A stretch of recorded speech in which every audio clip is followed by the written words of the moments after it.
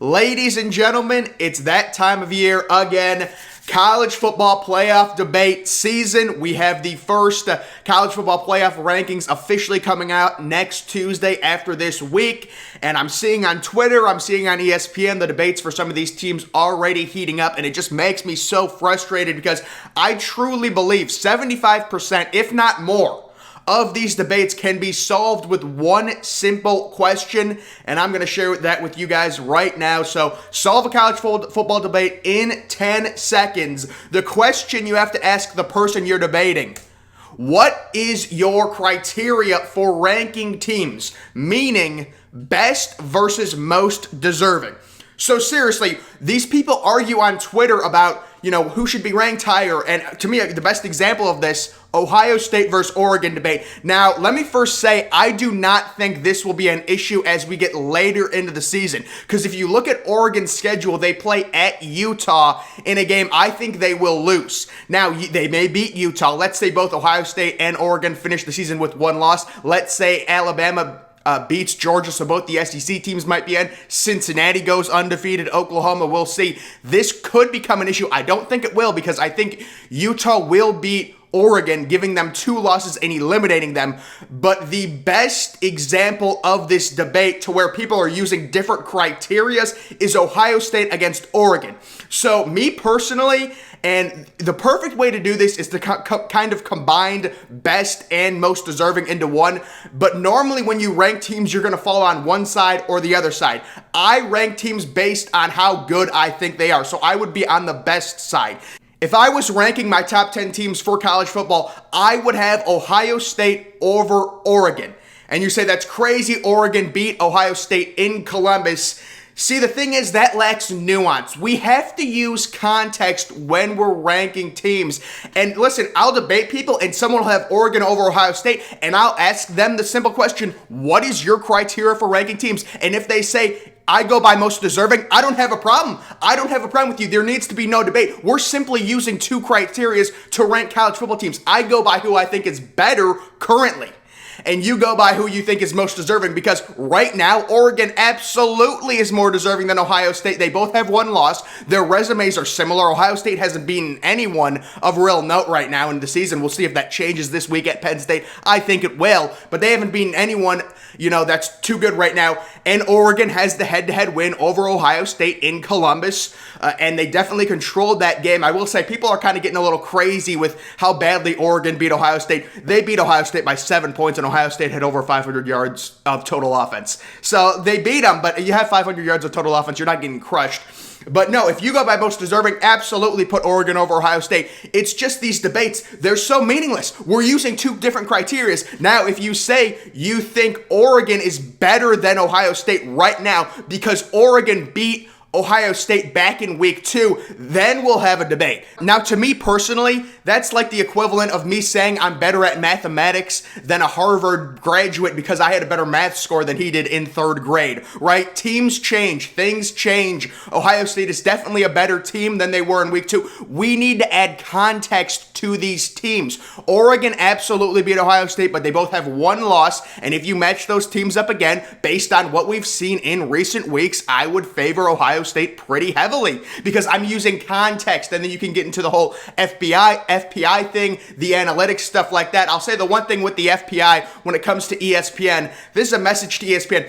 I love the idea of FPI and those rankings. I just think they're too heavily lenient on preseason. So I love preseason polls. I love all that stuff. Everyone says, oh, get rid of the preseason polls. I don't believe that at all. But the problem with the FPI right now is it's still heavily lenient on the preseason. That's why you see teams like Florida really high, Clemson really high. I know you can make the argument Clemson, 2 out of their 3 losses came against really good teams, which is true, at Pittsburgh and, versus Georgia, the current number 1 team in FPI. But I still think once you get to like week 5 or week 6 of the season, they need to change the algorithm within the FPI and how it spews out those points to really more in-season data than preseason data. I think if they did that, the FPI would be a lot more accurate, but I do love the idea of it. Now, another example of best versus most deserving is an undefeated Michigan versus a one-loss Alabama. So who is more deserving, an undefeated Michigan or a one-loss Alabama? Well, Michigan is. They have a similar resume. Michigan has 0 losses. Alabama has 1 loss. If I was ranking 10 teams in college football right now, I would 100% have Alabama over Michigan. And now people will say wins matter, right? Wins matter. Absolutely wins matter. Alabama losing to Texas A&M was huge. And the reason it was huge is because now it forces Alabama to beat Georgia in the SEC championship to where they have no margin for error. See, if an undefeated Alabama faced an undefeated Georgia in the SEC championship, both of those teams, no matter the result of the game, would be in the college football playoff. Now that Alabama loses to Texas A&M, if they lose to Georgia, they're out of the playoffs. So to say wins, wins matter to me, they matter to me too. Yes, absolutely. But if Alabama loses again, they're done. As opposed to if they would have won against Texas A&M, they go into the SEC championship game undefeated and they lose to Georgia, they still would have a buffer as a one-loss team, probably most definitely still making the playoff because their only loss would be to the very likely number 1 team in the nation in Georgia in the SEC championship game. Same thing with Ohio State. If Ohio State had 0 losses right now, say they lose a game, but they still win the Big Ten, they could absolutely get into the playoff. But the fact that they have a non-conference loss to Oregon, there's 0 margin for error for Ohio State. If they lose again, even if they go on to win the Big Ten, which is probably the best conference overall in college football right now, they would still be out of the playoff because they have 2 losses. Wins absolutely matter, but it's not that you get 1 mulligan because it depends on is it a conference loss? It seems like Alabama is getting that mulligan because losing to Texas A&M already has 2 losses in the SEC. That will not prevent Alabama from going to the SEC championship game. If the loss, if Alabama loses to a team to where it prevents them from going to the SEC championship, they probably wouldn't have that mulligan. But it's just like people saying, oh, wins matter to me. They matter to me too. You can't just sit up there and rank the teams with 0 losses first and with 1 loss.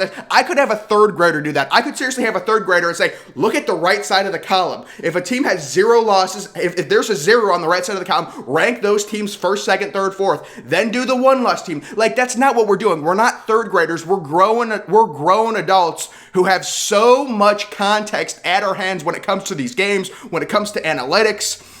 Like I said, context also matters, and a great example of this, Ohio State's win margin over Indiana. I'm just using this example just because it happened this weekend. So Ohio State was up 44-7 over Indiana at halftime this past weekend. They went on to win 54-7. Let's say Ohio State, instead of winning 54-7 this past weekend, in another universe, let's say they beat Indiana on a walk-off last-second field goal. They won both games. But context matters, overall dominance matter, and that is expressed in analytical rankings, in the FPI rankings, whichever type of rankings you want to look at. Dominance matters. How well you play matters. Cincinnati winning by 7 points is over Navy, a 1-win team, is not a good look. So context absolutely matters. You can't just say, well, Ohio State won. Ohio State, whether they beat Indiana by 3 points or 50 points, they still win that week, right? Their record is 6-1. It improves to 6-1. But it matters by your win margin, how dominant you look in that game. That adds context to the debate. So again, this goes back to the overall point when you're debating someone about a certain college football playoff team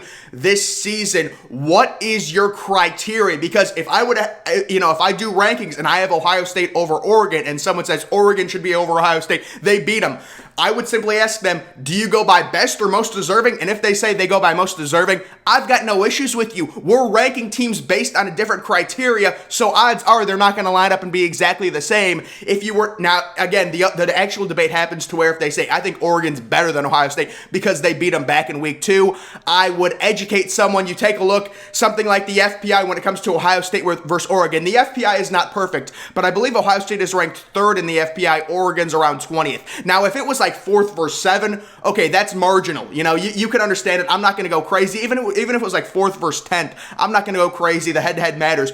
But being ranked 3rd versus 20th, that's a different stratosphere. And you have to take that into account. You have to understand that. I like the FPI. My message to ESPN would be not so reliant on preseason rankings as the season goes on. You need to factor the preseason out of the season because we're getting more data on how the actual season is playing out. I like preseason rankings. I understand why they do it. I want them to continue doing the preseason, but once the season gets 6 or 7 weeks deep, we should have enough data from the actual season to really phase the preseason rankings out. I think their analytical model and the overall algorithm within FPI needs to change to reflect on the actual season and not so much the preseason expectations, which would still have teams like Clemson ranked very high. You take a look at Florida. Florida could very easily lose this weekend to the number 1 team in the nation, Georgia, and be 4-4 and still be inside the top 10 in FPI. They very likely will. And I understand why. They blew out teams. The teams they lost to, it was close games. They got rewarded for losing, to Alabama by only 2 points. I understand that.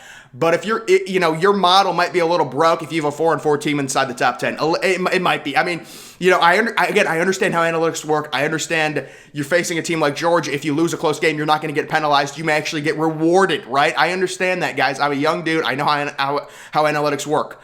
But again, that system, 4-4 team inside the top 10, that's a tough one to sell. But guys, overall, like I said, you want to solve a college football debate in 10 seconds. 75 or 80% of these debates will be solved. Simply ask, what is your criteria for ranking teams? Do you go by best or most deserving? If they say they go by both, they're probably lying. I wish I went by both. I try and go by both, but I will definitely lean towards me picking the best teams, like a 1-loss Alabama over an undefeated Michigan, like a 1-loss Ohio State over a 1-loss Oregon, even though Oregon owns the head-to-head win on the road. That's simply my rankings. That's simply my criteria, what I go by. There's people that go by most deserving. The other problem with wins matter, absolutely wins matter. If Ohio State loses again, they're out of the playoffs because they lost earlier in the season. If Alabama loses again, they're out of the playoffs because they lost earlier in the season. Wins do matter. Okay, they do matter. So guys, follow me on Twitter. Link to that's always in the description. I'm, of course, the Depressed Ginger. Thank you for watching.